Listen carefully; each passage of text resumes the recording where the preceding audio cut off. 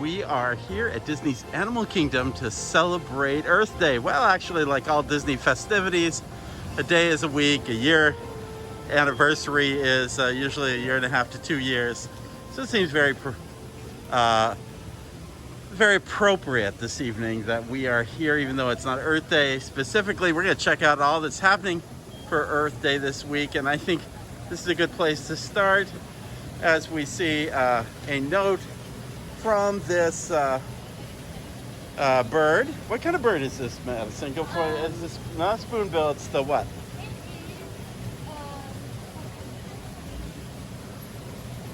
If you're hopefully catching this on your YouTube video, but if not, just trying to describe it, this bird is standing on a sign that says, "Please do not feed the animals." So it seems like an appropriate platform for this bird to be standing on during Earth Day week. So there we go. At any rate, I think it wasn't a spoonbill. I think it was just egret, yeah, I think so. But there are a lot of other really wonderful birds in through here, especially some that are shaded pink, and of course some spoonbills, as you see. You see a black swan. And where's the black swan? Right here. It's just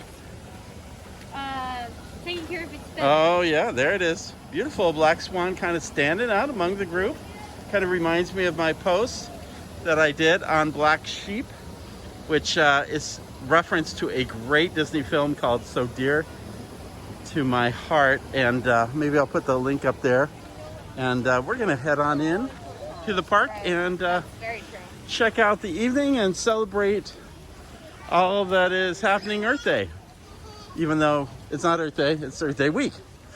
But we'll see what's happening as we move through. And by the way, the rains have just subsided here at Disney's Animal Kingdom, and it's just really lovely, and the weather has not yet turned hot here in Central Florida, so we are just very fortunate to be able to enjoy a beautiful evening here as we go through Disney's Animal Kingdom.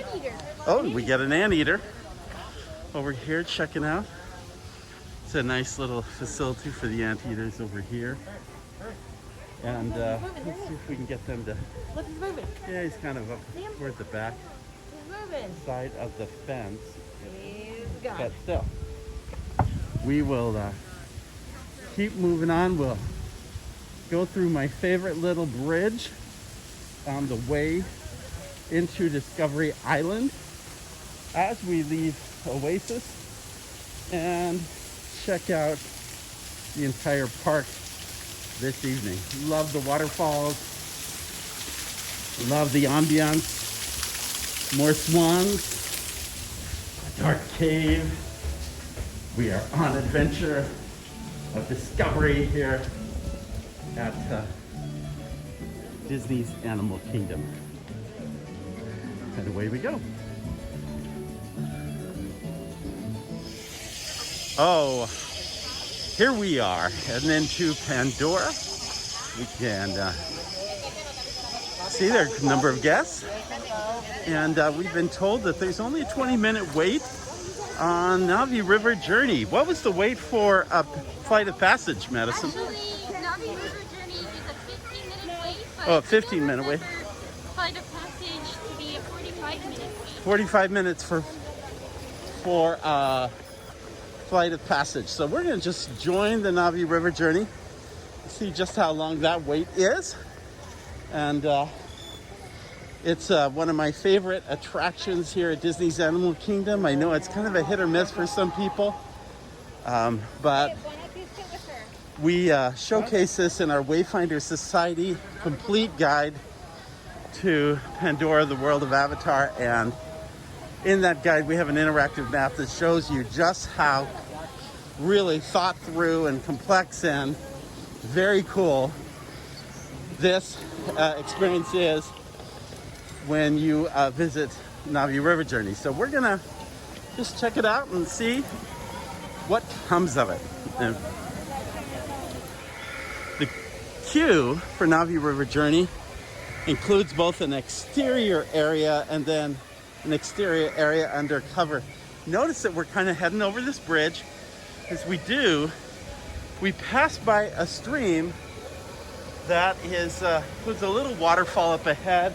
It's very modest, but it sets the stage for the river that we will soon be going through. So it's all very well tied to the Navi River journey experience. The other thing that's very cool in here, and I'm trying to see if I can get a good image of it, but when you look up, you will see a very complex set of weavings that come through this entire queue. And if you study it carefully, those weavings are intended, you'll see that many of the strands of the weaving are blue. This is a good example of that, this section here. This actually is a representation of the river system in the Valley of Moara. And all of this is to convey, again, a sort of wayfinding map.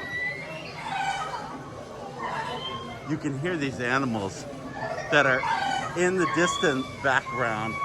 Again, very complex set of audio files which suggest, again, this journey of animals heading toward this great gathering. It's all part of setting the stage for what you get in Navi River Journey. By the way, we'll also include a link on our show notes page, disneyatplay.com, which will give you the actual video of the entire journey itself.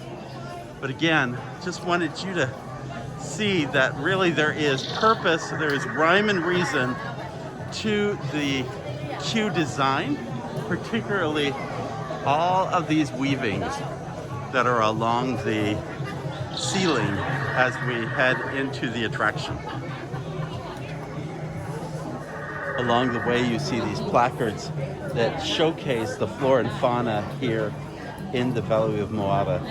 In our interactive guide that we provide in our Wayfinder Society experience, we actually have an entire listing, the directory of all of that flora and fauna, so that you can get a sense of it. And what's cool about it is you can bring it on your iPhone and actually be able to look at flowers and fauna and vegetation as you go through the experience and identify what its purpose is and why it is designed the way it is and what's its story. So again, it's all just beautiful when you step in it, but there is a whole layer of understanding for those who want to know more about the story of this land and this planet and what people are experiencing.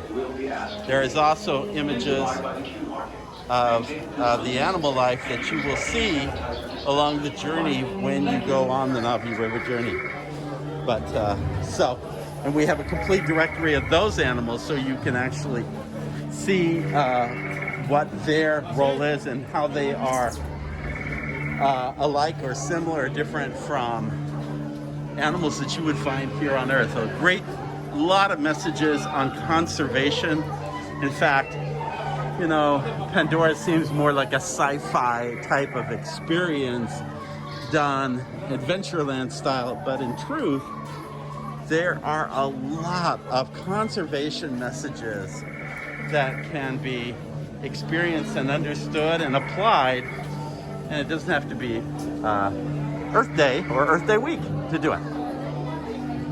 The queue is actually going very quickly, and we've been in it maybe about 5 minutes, and I'd say we have less than 5 before we're actually in the cave, so it's all good.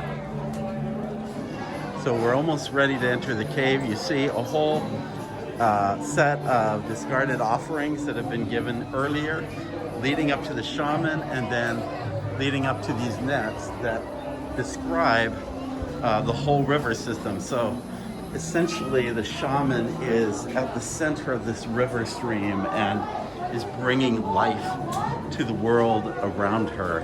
And everyone is now gathering to hear the shaman's songs. So we're in the cave, and we will be boarding shortly.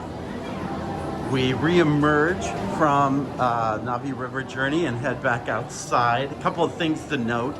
First off, there are now plastic partitions between the first row and the second row as you go on the attraction, which allows more people to board at any moment, which may have added to the lesser length, which was really less than 10 minutes for us as we went on this attraction today. So that was cool.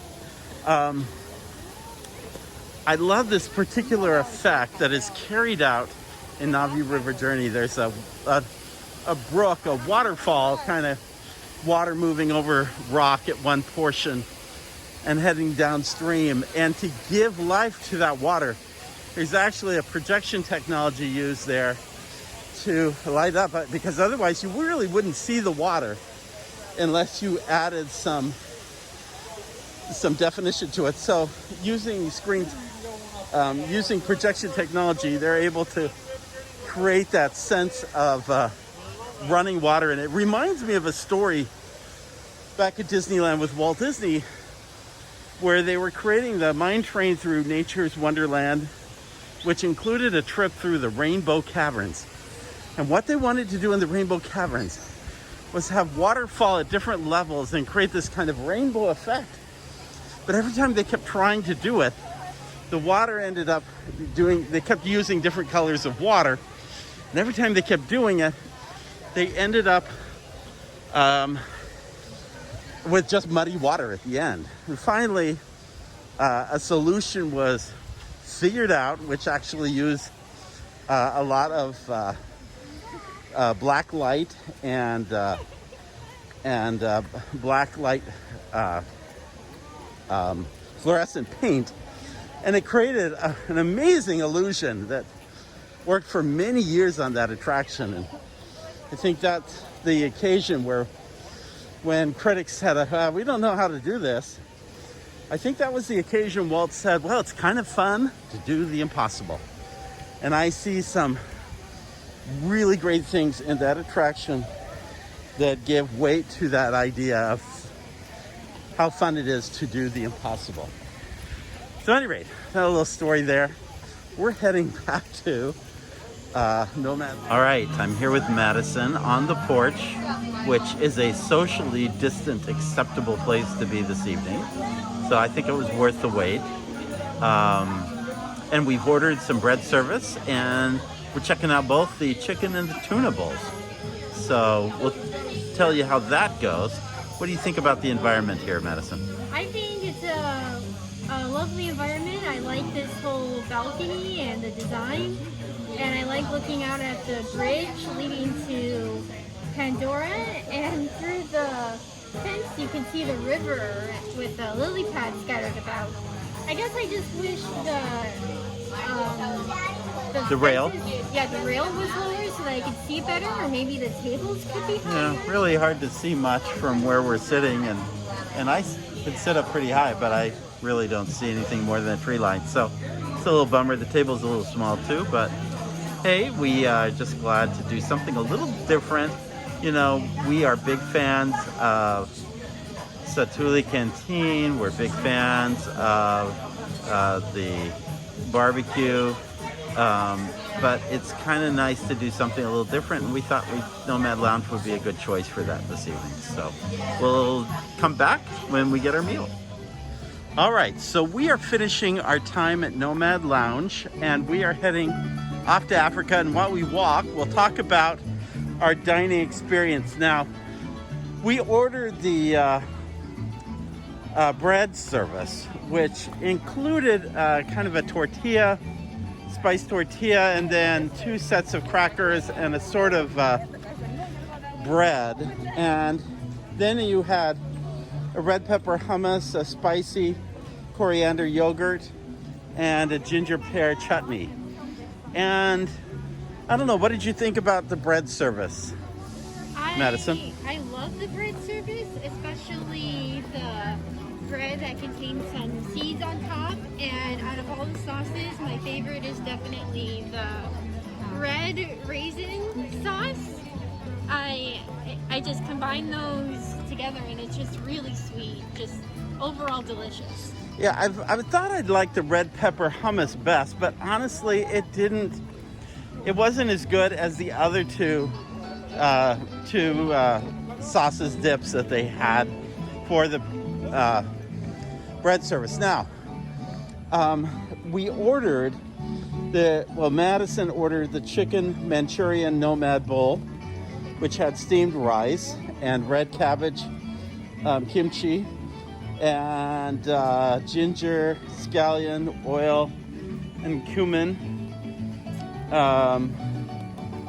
And then I had the spiced tuna Nomad bowl, which had pretty much the same elements to it. Although endame, those kind of pea-looking things, were part of the dish for me. How was your chicken dish? I like the chicken. I like how crunchy the chicken tasted, and I think it tasted well with the cabbage and the radishes and rice. I thought it was pretty good. And I did try a bit of your tuna, but you can talk about what you think of the tuna, Dad. Well, I thought that your chicken was nice, and I probably would have gotten it next time over the tuna. But it's kind of a Panda Express coating kind of thing. It wasn't anything too memorable. On the other hand, my spiced tuna was way too spicy, and really kind of, I kept looking for something, the cabbage or there were also some mushrooms. I was looking for something that would provide a cooling effect to the heat of the tuna, and nothing really came about. So kind of disappointed on that. Now, I've had the Impossible sliders with the yuca fries, and I am a huge fan of yuca fries. We did that on one evening with my wife and I, and she did the chicken bowl. She liked the chicken bowl. I loved the sliders. So, yeah, kind of a letdown. The other thing I would say is that there is a special seasonal, so to speak, menu. But hey, I didn't even see it until after I got in the bill. I thought that menu was kind of a list of cocktails or something.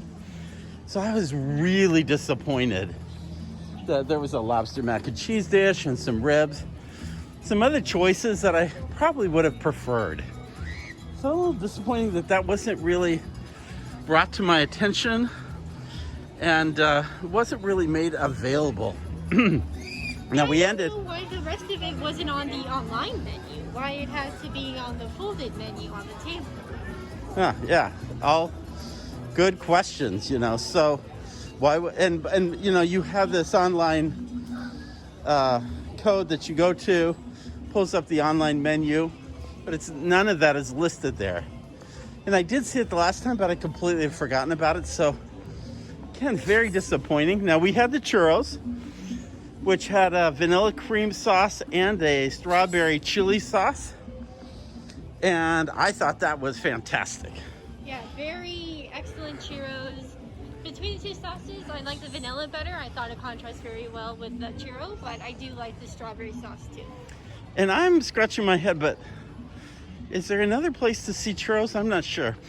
To get churros, but I did like what we had. Now, the other thing I would say is I've eaten indoors before, and I thought with social distancing it would be better to be outdoors, but it was really not conducive.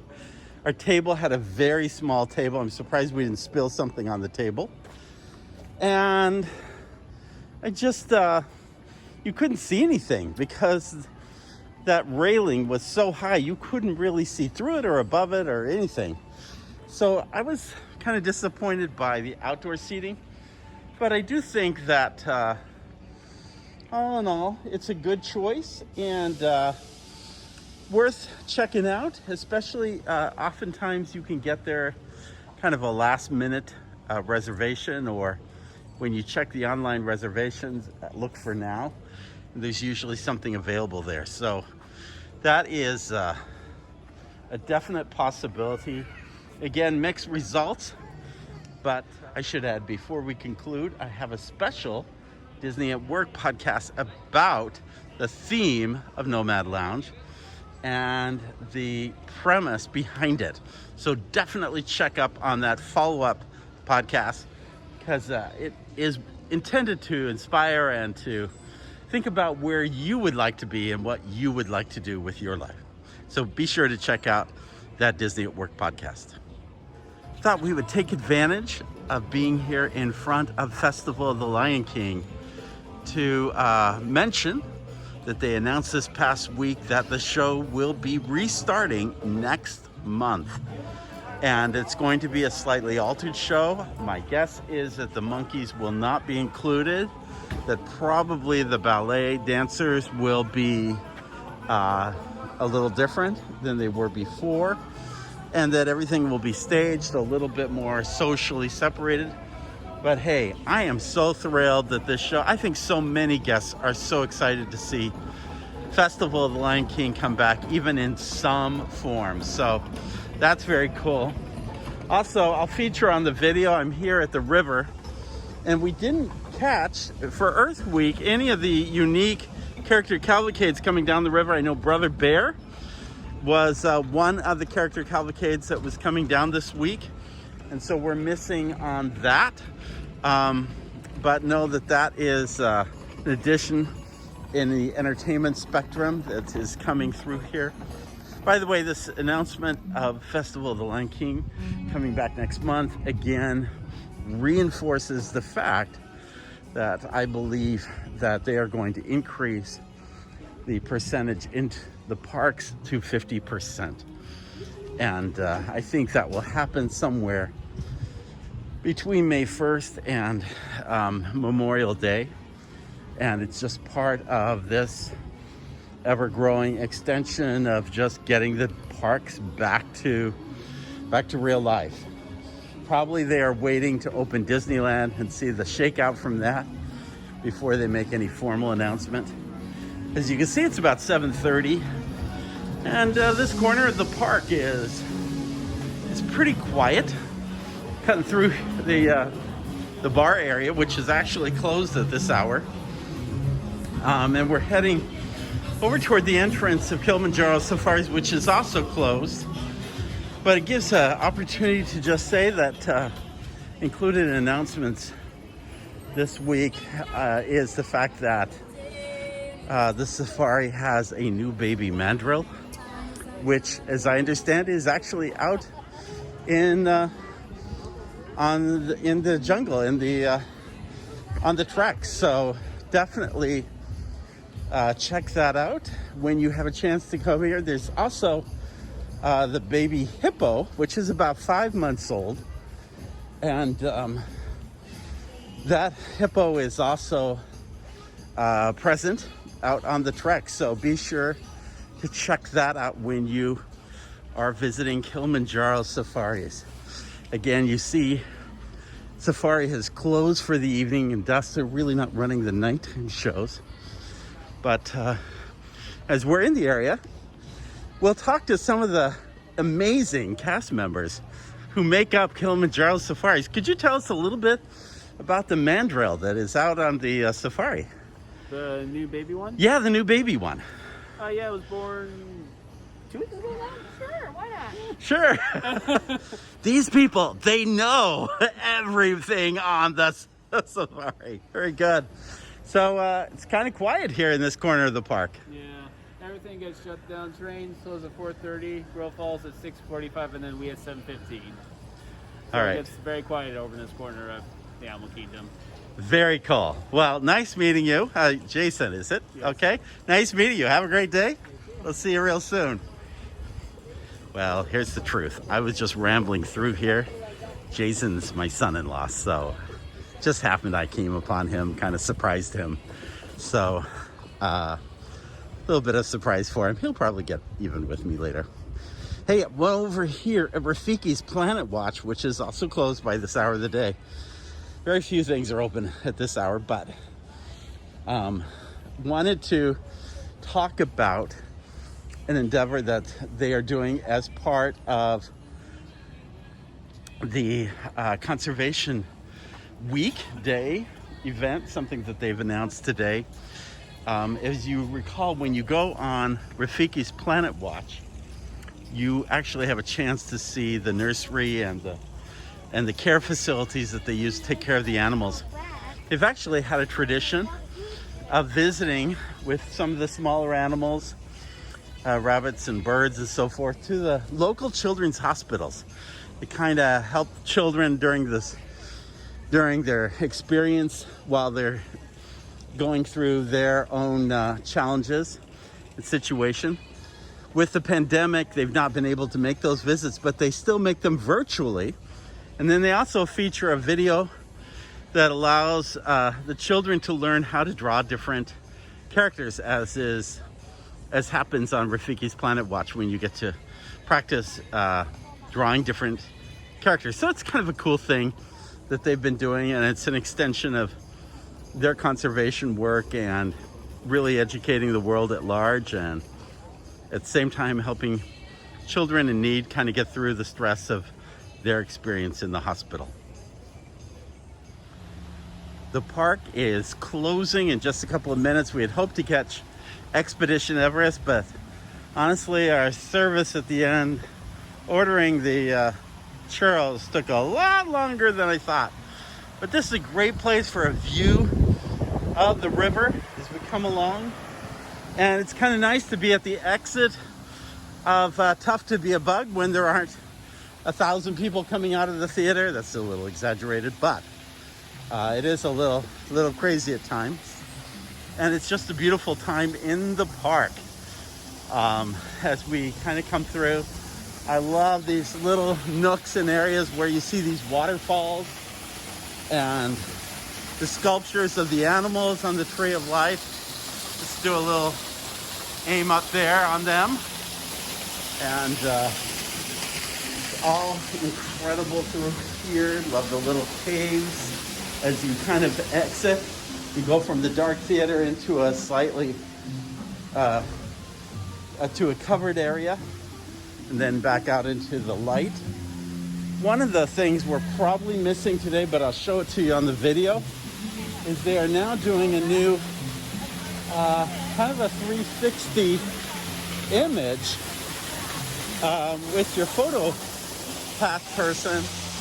They're doing it somewhere here on the exit. I don't know if it's at the umbrella or elsewhere, but somewhere up there on the tree, I believe is how this works, is they're able to shoot down a photo that gives you kind of a 360 view from you up there. I'll show a picture of it on our YouTube channel. Make sure you subscribe to J. Jeff Cobra on our YouTube channel, because a lot of these visuals and a lot of things, by the way, we are appreciative. There have been a couple hundred of you that have joined just in recent months. So we're always trying to add more things to the YouTube channel. So be sure to subscribe to it. Oh, I just love looking through the foliage here to the theater in Asia where the Up show is, Bird Encounter. See how it's all kind of lit up at night. Just really a lovely time of day. And over here, the Adventures Outpost. We haven't seen Mickey and Minnie character appearances in some time out of this building. I think they use it as an employee break area during this period where social distancing is needed, even for cast members as they're taking a break during their workday. We are at this beautiful barbecue location. I love how evening has set. We were looking to get something for my wife, what we ended up with no containers, but we did end up with not one but two flamingo cupcakes that they gave to us. So actually we ordered one, they gave us two instead. Very cool, and we'll give a review on these cupcakes. All right, we did not need a cupcake after having churros at the Nomad Lounge. However, these flamingo cupcakes were adorable, and they were filled with what was like a pink buttercream frosting with pink pearls with a sugar-headed flamingo head. It wasn't meringue. It was like complete sugar, and these very delicate wings, and then the strawberry filling inside, which was so delicious with the strawberry cake. Madison, what did you think of the cupcake? I think it was very good, very delicious at first, and I liked the strawberry filling on the inside, but whew, maybe it's because of that churro I had before, but I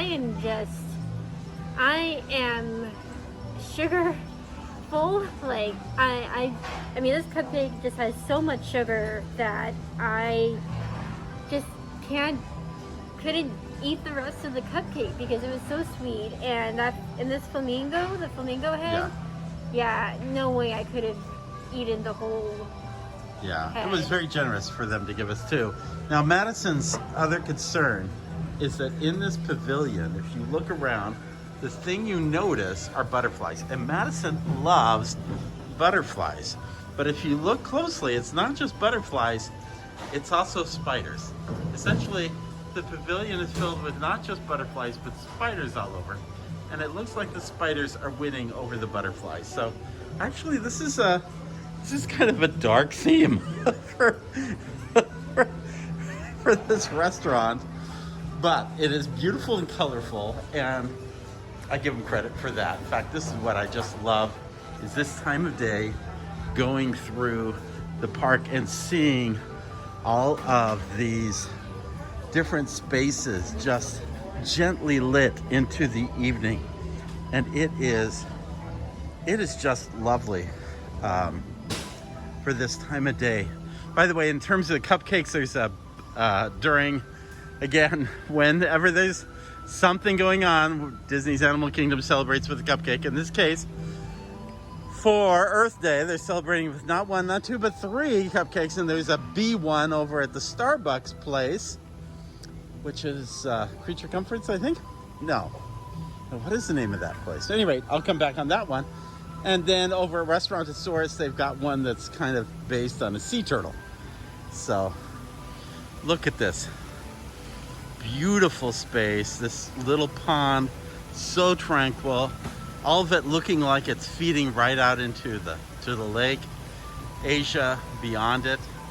And all these little pavilions just gently surrounding this area. It's one of the most beautiful casual dining restaurants at Walt Disney World. Not the best place during the heat and rain and humidity of the year, but this time of year, this time of day, you just can't go wrong with this location. So I can't speak highly enough about visiting here when you come by. And if you've kind of done your Satuli Canteen enough, then maybe it's just time for something a little different. Therefore, I highly recommend it to guests who are coming. It's now, well, another little part of Earth Day or Earth Week here at Disney's Animal Kingdom. They've done a special sand sculpture in honor of National Geographic's Secrets of the Whales. It's coming to Disney Plus on April 22nd. It's taken about 40 tons of sand and about 2 days to carve this little feature that you're seeing here. So be on the lookout for that. Just one of the little treats you get on Disney Plus. So be on the lookout for that. So hey, with Earth Day or Earth Day week, you gotta have some kind of merchandise. And so I was thinking about that here at the gift shop, lo and behold, what did I see? But a new book that's come out on the Disney Conservation Fund. You know how they ask you all the time if you'd like to make a contribution to the Conservation Fund. And then when you do, they give you a little button to celebrate your contribution. And all of it goes directly to the Disney Conservation Fund. This book chronicles many of the projects that the donations for the Conservation Fund have gone to. So it's a very interesting book, and I look forward to taking a look at it. You know, there aren't very many books about Disney's Animal Kingdom, and this is a very relevant aspect of this park that sets the park really distinctly from all the other Disney parks. And on the back here, I'm just gonna show this. Walt Disney states at the back of the book, you've probably heard people talk about conservation. Well, conservation isn't just the business of a few people. It's a matter that concerns all of us. Walt Disney. I think that's a very appropriate statement. And this book, when you make a $25 contribution to the Disney Conservation Fund, they give you a copy of the book. Oh, and the button too. So if you get a chance, check it out. It's all part of, again, Earth Day week here at Disney's Animal Kingdom. My last Disney Animal Kingdom podcast was done over 2 succeeding nights. And the first one, the Tree of Life looked, well, a lot like you're seeing right here. And the second night, they actually made it come alive with the projections that they use on the tree. It was beautiful. I was glad to see it come back. Unfortunately, fast forward a month or month and a half later, the tree has gone back to just being kind of dormant and softly lit in the evening. That's a bummer. It'd be nice to have that finishing touch at the end of the day. Maybe they decided that it was too hard to get people to be socially separated.